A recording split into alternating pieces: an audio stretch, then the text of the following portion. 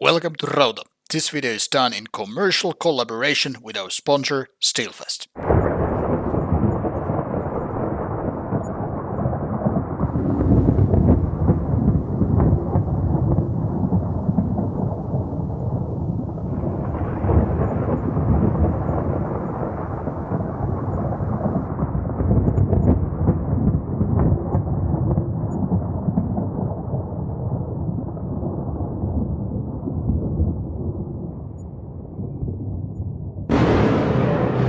Tervepä terve.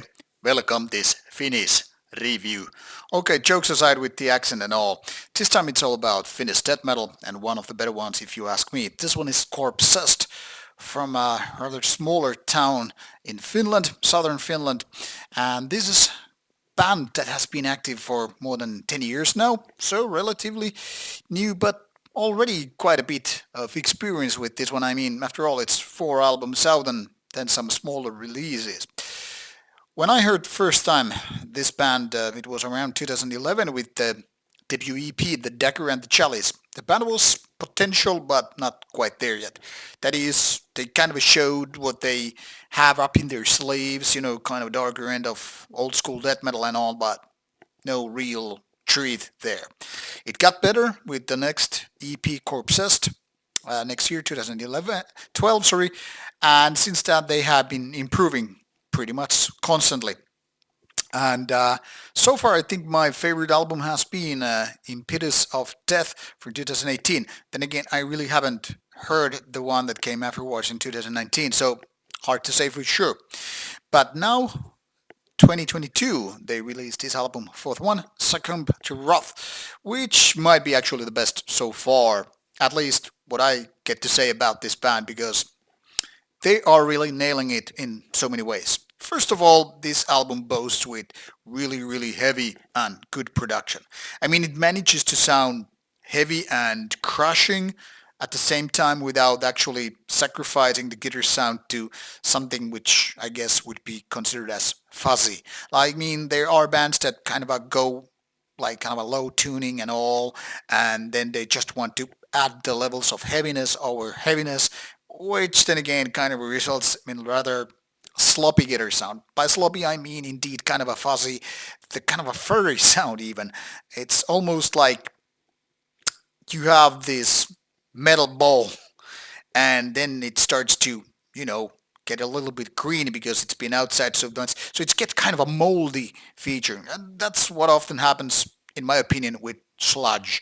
Now, so in order to reach heaviness without sacrificing the kind of a powerful impact, it's a fine-tuned balance, at least in my opinion. People come with various mileage and various opinions. Mine is, of course, the truth here. Oh, just kidding. To each your own and all that stuff. But I mean, in my opinion, Corpsessed has really gotten to what I could say is near perfect production for their kind of stuff. And after that, when your like initial response is like, fuck, this is heavy and crushing, then becomes the wave with riffs and heavy guitar pounding and those deep growly vocals. Everything is like, yay, yay, yay, this is going to kill it. Until it doesn't. But that's a different story. Now the point here is, basically you have all you need in terms of creating dark, death, metal, the old school way.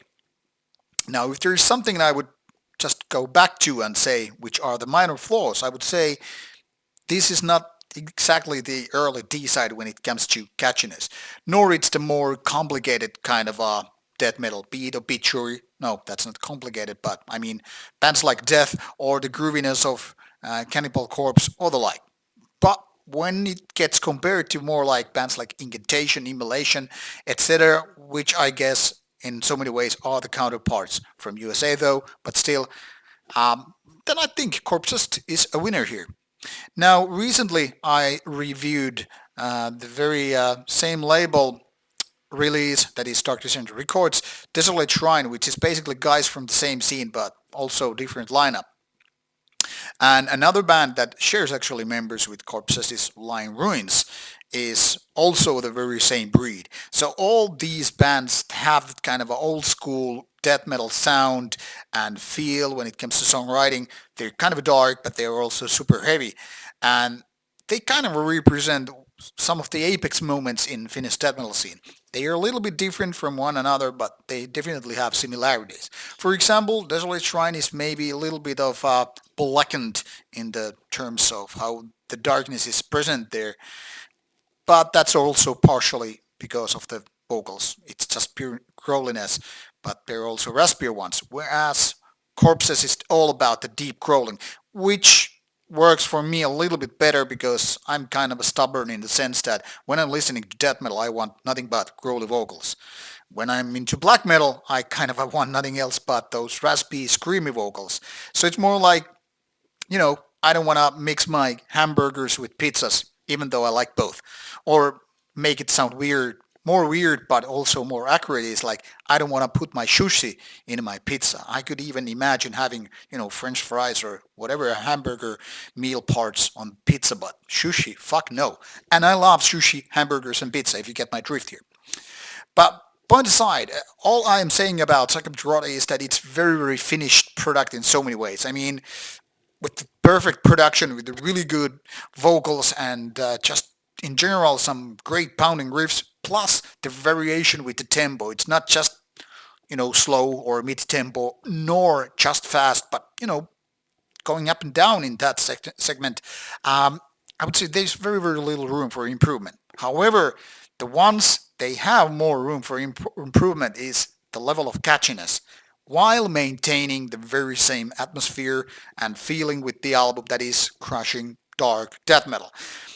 They would really need some kind of a D-side or Cannibal Corpse killer riffs, the kind of ones that stuck in your head. And if you don't know what catchy yet brutal death metal, or at least basic death metal is all about, just listen to songs like Hammer Smashed Face and you kind of know it. It's groovy, it's catchy, but it's super heavy at the same time. Now, I'm not, of course, gonna say that Corpsessed is supposed to sound like Cannibal Corpse and the like, but that is pretty much the only place where they have room for improvement, more catchiness and memorability, and that is one of the kind of a basic flaws or lack of important pieces of the puzzle with this kind of death metal genre has. But that's a matter of taste, of course, and some people are totally happy, and fine with the very fact that some of these songs are not catchy at all. So if you're gonna live with that, this could be a 5-star album for you. For me, it's only 8 out of 10. That is being really good of an album, but not a masterpiece. So with these words, I hope you give Succumb to Rot a chance, because it's definitely a good one and has totally deserved that and your time. So what are you waiting for? You should just shut down this review and start listening to music. There you go. See you soon with more videos coming your way.